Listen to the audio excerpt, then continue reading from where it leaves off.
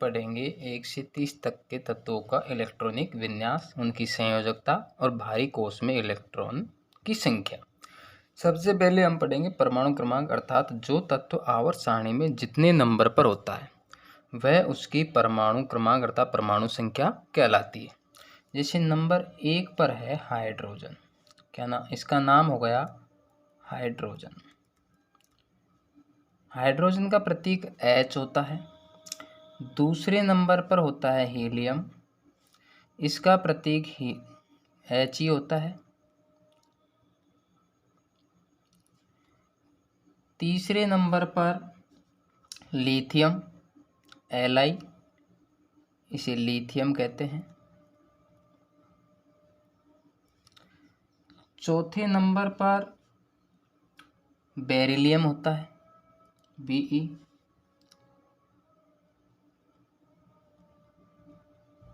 Beryllium. पांचवें number पर boron होता है, इसका प्रतीक B होता है, बोरोन। छठे नंबर पर कार्बन होता है, कार्बन। सातवें पर नाइट्रोजन होती है, इसका प्रतीक N होता है।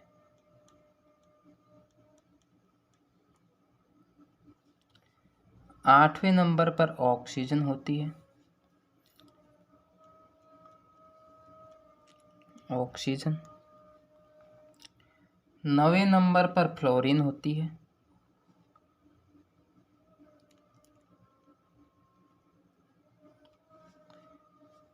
10वें नंबर पर नियोन होती है।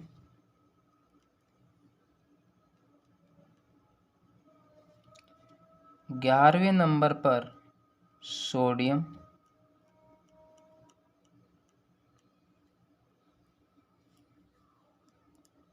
12 पर Mg मैग्नीशियम।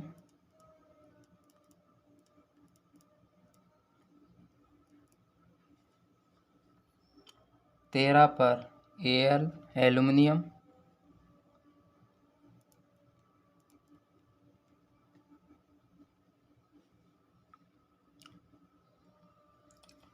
14 पर सिलिकॉन।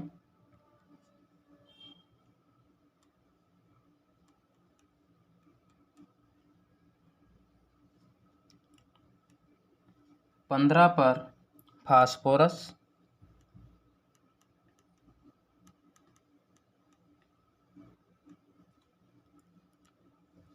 16 पर सल्फर।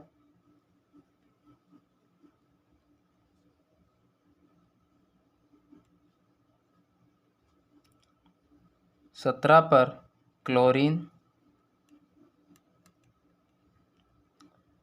तत्व का प्रतीक लिखते समय पहला अक्षर कैपिटल तथा दूसरा अक्षर स्मॉल लिखा जाता है। यदि तत्व एक ही अक्षर से प्रतीक एक ही अक्षर से बना हुआ है तो वह कैपिटल होगा, बड़ा अक्षर होगा, तथा यदि दो अक्षरों से मिलकर बना होता है तो एक कैपिटल तथा दूसरा स्मॉल लिखते हैं। 18 पे आता है आर्गन।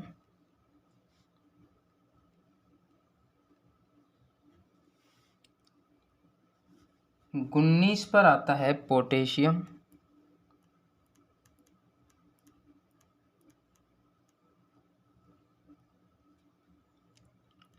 20 पे आता है कैल्शियम।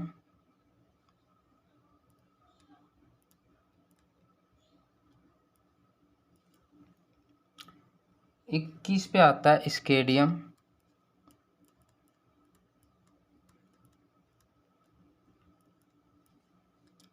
22 पे आता है टाइटेनियम।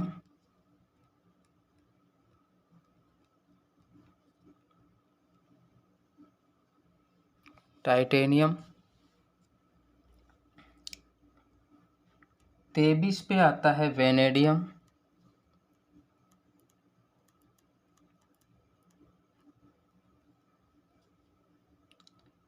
24 पे आता है क्रोमियम।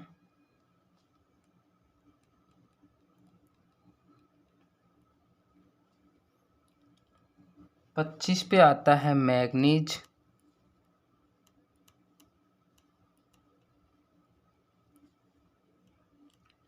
26 पे आता है फेरस,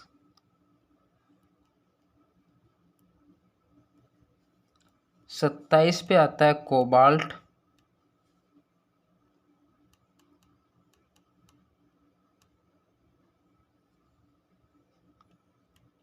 28 पे आता है निकेल,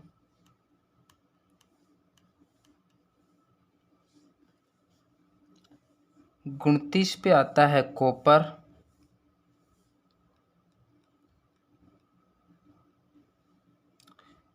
30 पे आता है जिंक। अर्थात ये इनके नाम और इनके प्रतीक हो गए। अब हमें इलेक्ट्रॉनिक विन्यास लिखने की आवश्यकता पड़ती है।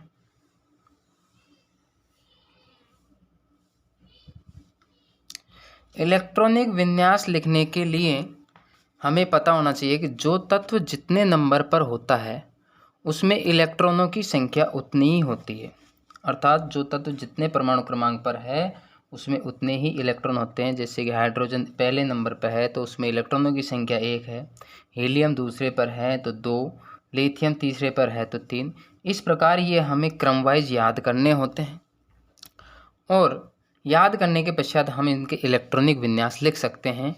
अर्थात इलेक्ट्रॉनिक विन्यास लिखने के लिए हमें एक क्रम चाहिए। वो क्रम होता है कि वो क्रम निकालने के लिए सबसे पहले हमको परमाणु के बारे में संरचना पता होना चाहिए कि परमाणु अर्थात तत्व के परमाणु के बारे में पता होना चाहिए।